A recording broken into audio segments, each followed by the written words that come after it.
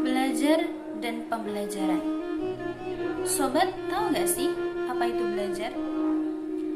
Belajar adalah suatu proses atau upaya yang dilakukan oleh setiap individu untuk mendapatkan suatu perubahan, baik dalam hal tingkah laku, keterampilan, sikap, dan juga nilai positif sebagai bentuk pengalaman dari materi yang telah dipelajari.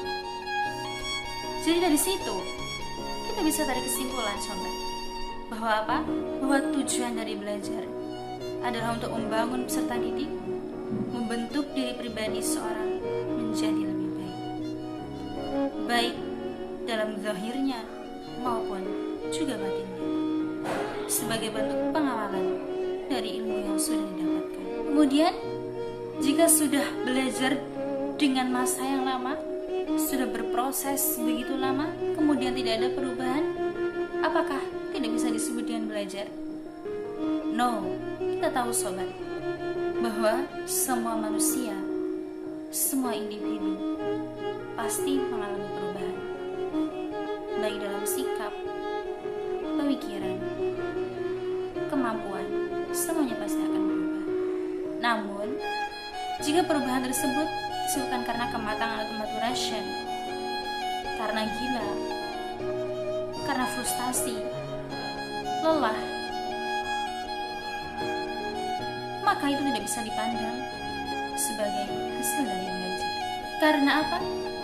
Karena perubahan tingkah laku hasil belajar bersifat menetap dan juga permanen. Kita tahu bahwa pada umumnya manusia mempelajari 8 jenis hal. Yang pertama, belajar rasional. Yang kedua, belajar abstrak. Ketiga, belajar keterampilan. Keempat, belajar sosial. Kelima, belajar memecahkan suatu masalah. Keenam, belajar apresiasi.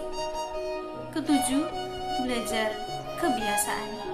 Dan yang terakhir adalah belajar pengetahuan. Jadi, setiap manusia tidak hanya berpatokan belajar dalam bangku sekolah saja, namun semua hidup manusia itu harus dipelajari dalam hal sekecil apapun, karena untuk menjadikan hidup lebih baik. Kita sudah tahu apa itu belajar. Kemudian, kalau pembelajaran itu apa sih?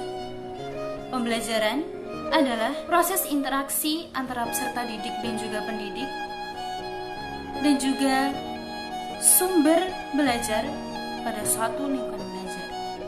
Jadi, bisa ditarik kesimpulan bahwa pembelajaran adalah proses yang membantu peserta didik untuk bisa belajar dengan lebih baik. Untuk belajar dan juga pembelajaran tidak hanya berjalan begitu-begitu saja, namun ada beberapa teori yang bisa digunakan dalam proses belajar dan mengajar. Yang pertama, itu adalah teori behaviorisme, humanisme, dan konstruktivisme.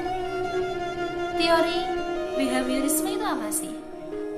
Teori behaviorisme yaitu teori yang berpatokan pada perkembangan perilaku individu yang dapat diamati dan juga dilihat, yang dihasilkan dari respek suatu rasa.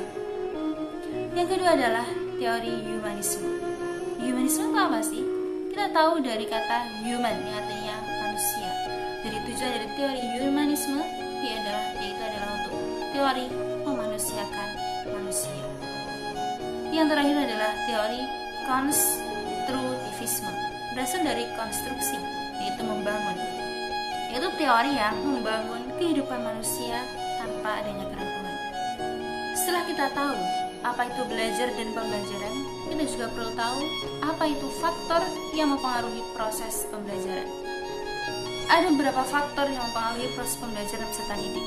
Yang pertama adalah faktor lingkungan. Yang kedua adalah faktor instrumental. Yang ketiga adalah faktor kondisi fisik. Dan yang terakhir adalah faktor kondisi mental. Faktor lingkungan itu apa sih? Faktor lingkungan bisa dipengaruhi oleh lingkungan alam dan juga lingkungan sosial. seperti yang sudah kita bahas sebelumnya, lingkungan alam. Jika pembelajaran diadakan di outdoor dan keadaan yang asri, udara yang segar, itu akan lebih efisien daripada berada dalam suatu tempat yang penuh dengan kebisingan. Kemudian untuk instrumental, itu apa sih? Faktor instrumental kita bisa pahami sebagai fasilitas yang membantu proses pembelajaran peserta didik. Kemudian faktor kondisi fisik, sehat atau tidaknya seorang peserta didik itu akan mempengaruhi proses belajarnya juga. Dan yang terakhir adalah kondisi mental, seperti yang sudah kita bahas sebelumnya. Kondisi mental seseorang seperti perasaan, motivasi, cita-cita, pemikiran, hobi, minat, itu semua adalah kondisi mental. Kalau kondisi mentalnya mendukung dia untuk fokus dalam belajar, dia akan mudah menerima pembelajaran. Namun, jika jiwa dan raga tidak bisa bersatu, raga belajar, tapi jiwanya melayang, maka dia tidak akan bisa menerima ilmu dengan seutuhnya.